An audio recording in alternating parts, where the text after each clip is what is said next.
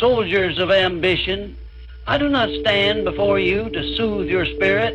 I stand here to ignite it. Within each of you there lies a shadow, the weak version of yourself, the one who hesitates, who fears, who waits for miracles instead of making war for them. That version must die.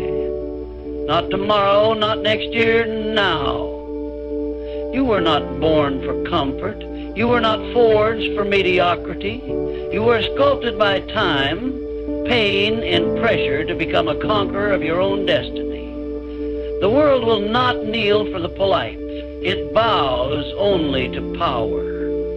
And power begins with the death of excuses. Every time you say, I can't, every time you retreat into softness, you sharpen the dagger that weakness will one day drive into your dream.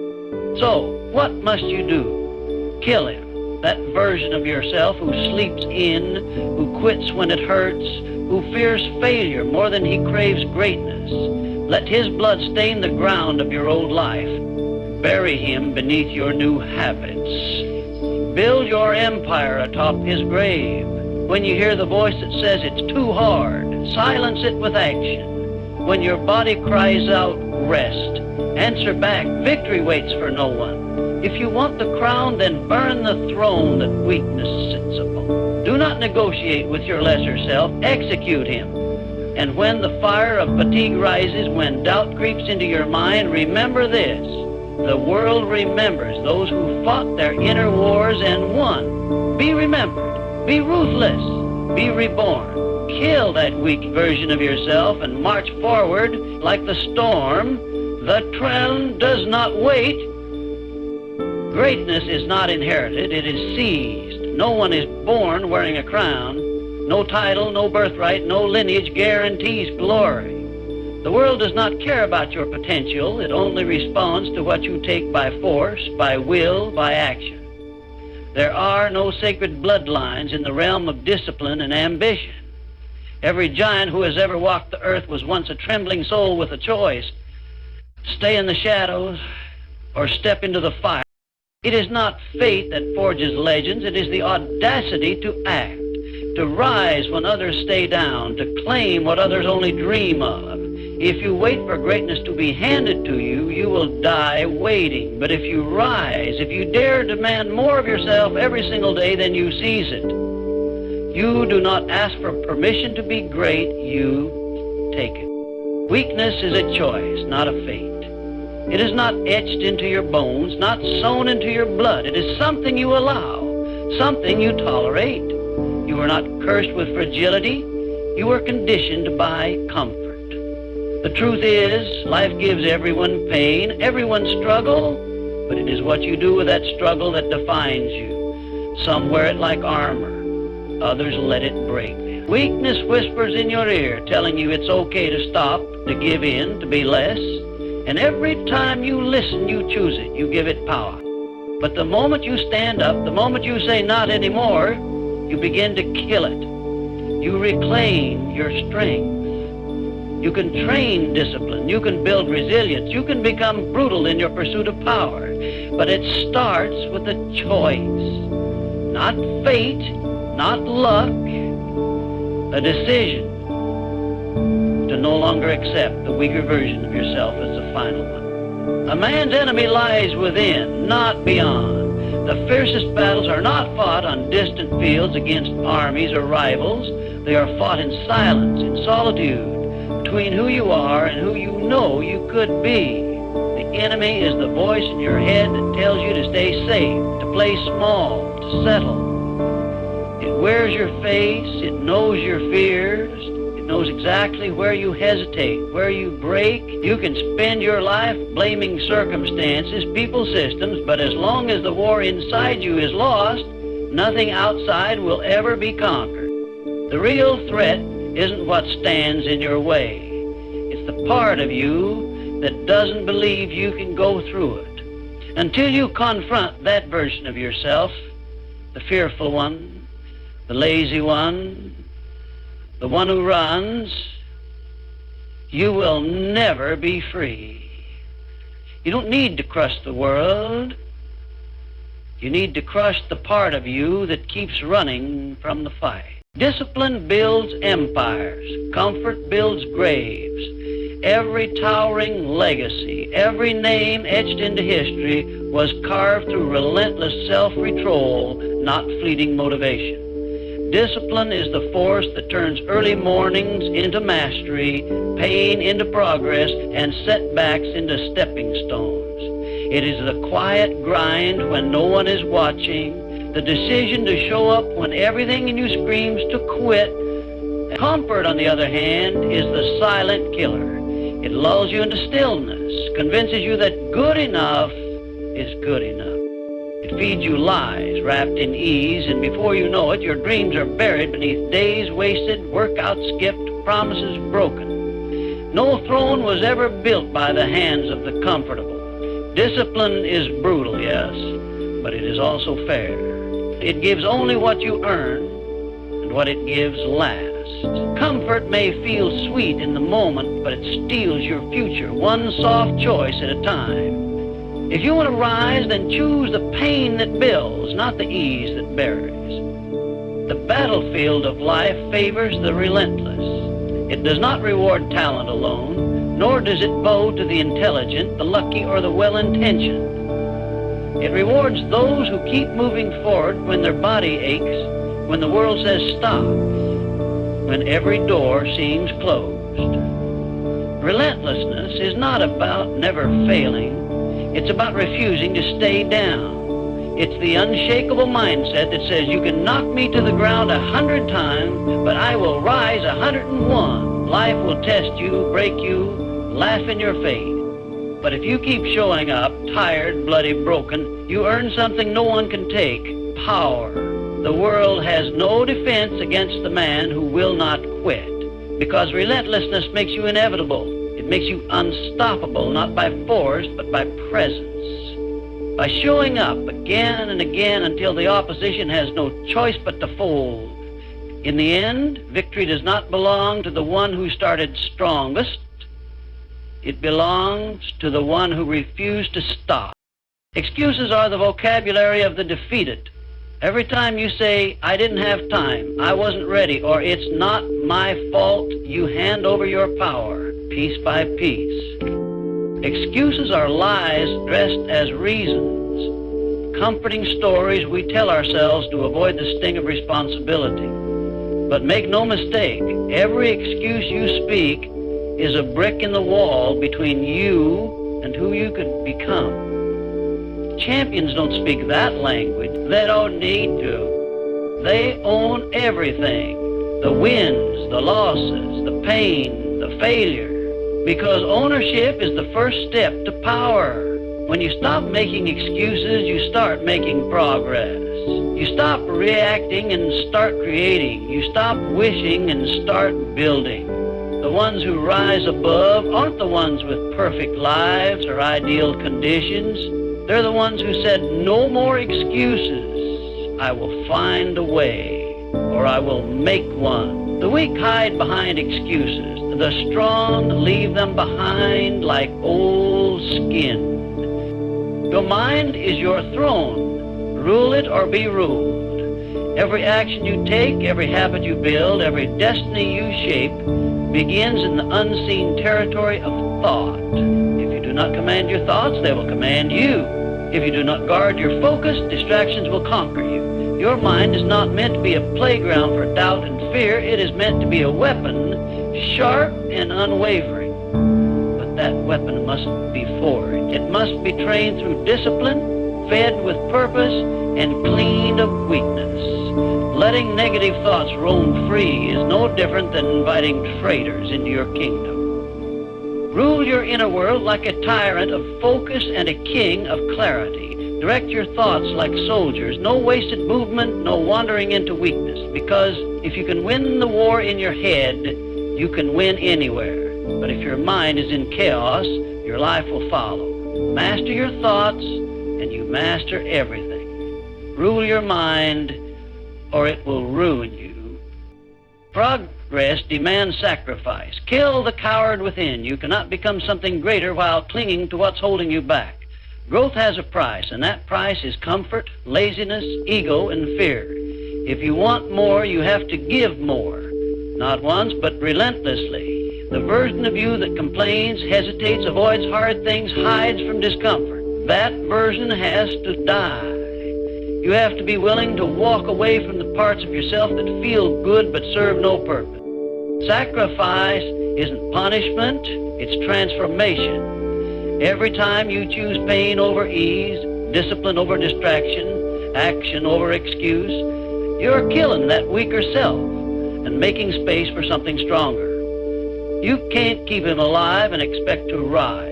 He will always pull you down, slow you down, and talk you out of greatness. Let him go. Bury him in sweat, early mornings, missed parties, and long nights chasing something bigger. There is no evolution without execution, and the one you must execute first is the coward inside. The glory belongs to the audacious, not the timid. The world remembers those who dared, not those who hesitated. Playing it safe has never carved a name into the stone of history. Playing it small has never won a war, built a legacy, or changed a life. If you want to rise, you must be willing to risk, to step into the unknown when your legs are shaking, to bet on yourself when no one else will. Audacity is the fire that sets everything in motion. It's saying, I will, when others say, I wish. It's doing what scares you, not because you're fearless, but because you're obsessed with becoming more. Timid hearts hope for victory. Audacious souls demand it. They move fast, speak with conviction, and act when others freeze. Glory doesn't respond to doubt, hesitation, or second-guessing. It only answers to the ones bold enough to chase it when the odds are stacked, when the path is dark, and when fear screams loudest. Be bold, be aggressive, be unshakable, because in the end, it's not the careful who are crowned, it's the courageous.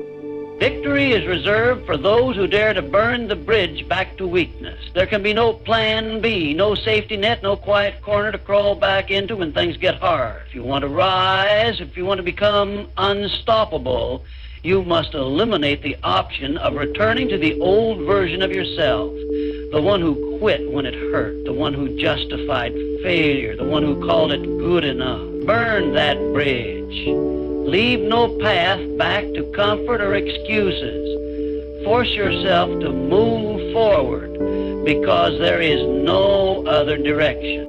Winners don't entertain the idea of retreat, they destroy it. They remove all exits, all lifeboats, all what-if scenarios until the only thing left is the mission. That kind of commitment rewires the mind. It hardens resolve. It makes quitting impossible because the only way out is through. When you kill the backup plan, you force the best version of yourself to show up. You fight harder, you think sharper. You evolve faster. The weak keep looking over their shoulder, the strong keep marching. And the victorious, they never look back because they made sure there was nothing to go back to. So now you stand at the edge between who you've been and who you were always meant to become. This is not a moment for hesitation. This is a moment for execution. You know the voice that's held you back. You've felt its grip. You've lived in its shadow. But today you make a choice to rise or to remain. You do not need permission to evolve. You do not need approval to break free. All you need is the courage to bury the version of you that settles, that fears, that runs. No more negotiations. No more delays. Kill the weak version of yourself.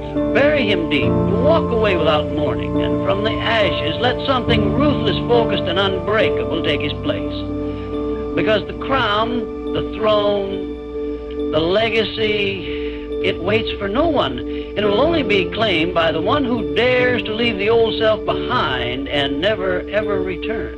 Your potential is suffocating under your own hesitation. It's there, burning, waiting, ready to erupt, but you keep it chained behind doubt, delay, and overthinking. Every time you say, not yet, or what if I fail, you tighten the grip around the very force that could set you free. Potential means nothing without movement. It's a loaded weapon you never fire, the locked door you never open. And the tragedy?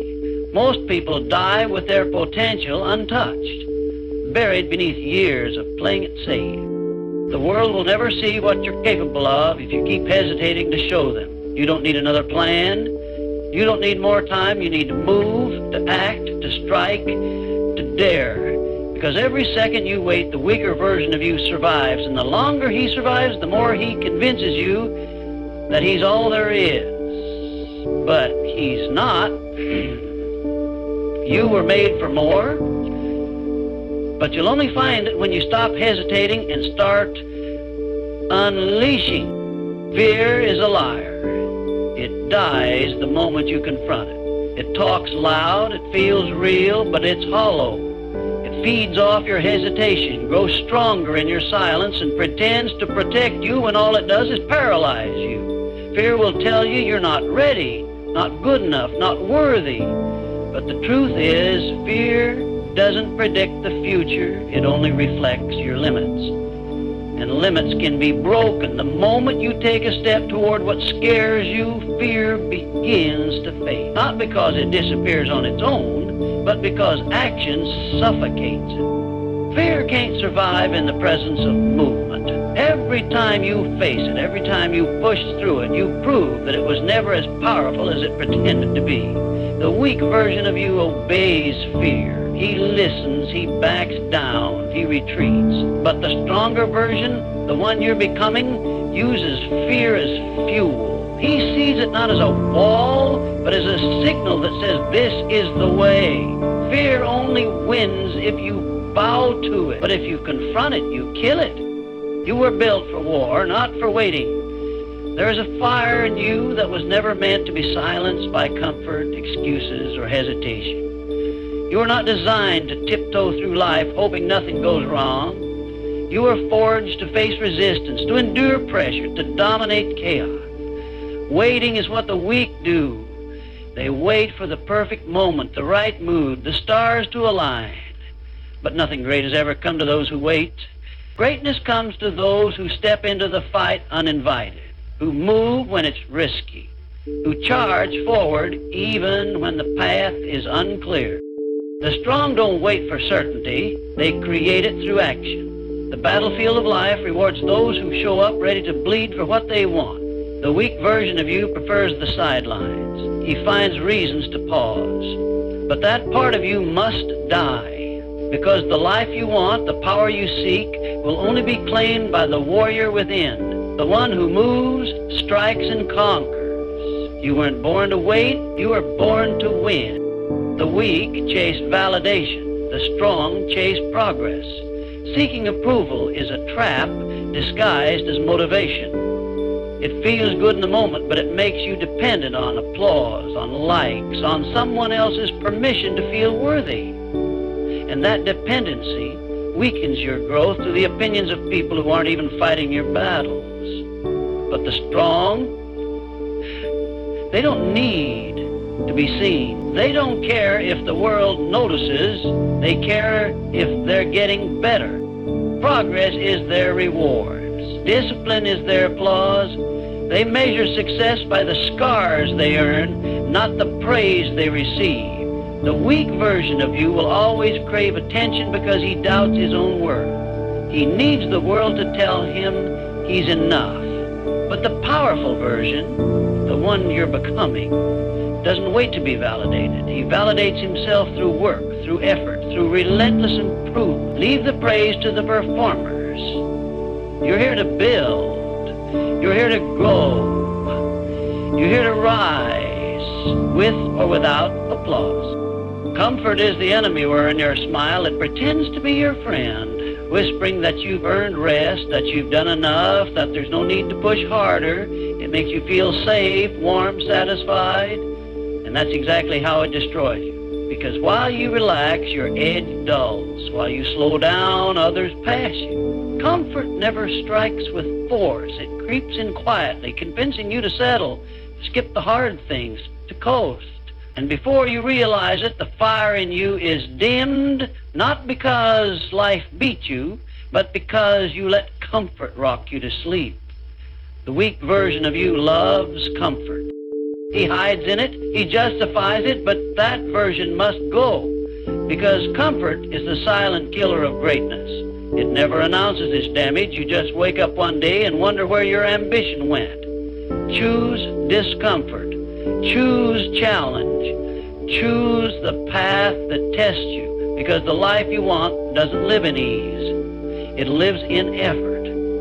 And the enemy, he's not always loud. Sometimes he just smiles and tells you to rest. If you won't fight for your future, no one will. The world doesn't owe you anything. No one is coming to rescue you, to push you, to hand you the life you dream about. If you want it, you must take it, and taking it requires war. A war against your own doubts, against your habits, against the pull of everything trying to keep you average. Your future is not built by hope or handed down by luck. It is forged by those who are willing to bleed for it. You have to want it enough to sacrifice for it, to show up when no one's watching, to keep going when no one believes. The weak version of you waits for motivation, looks for help, and blames the world when things don't change. But the warrior version knows the truth. Your future is your responsibility, and yours alone. No coach, no friend, no miracle will save you. You have to get in the arena and fight for it with everything you've got. Because if you won't fight for it, the future you want will never exist, and the world will move on without ever noticing what you could have been.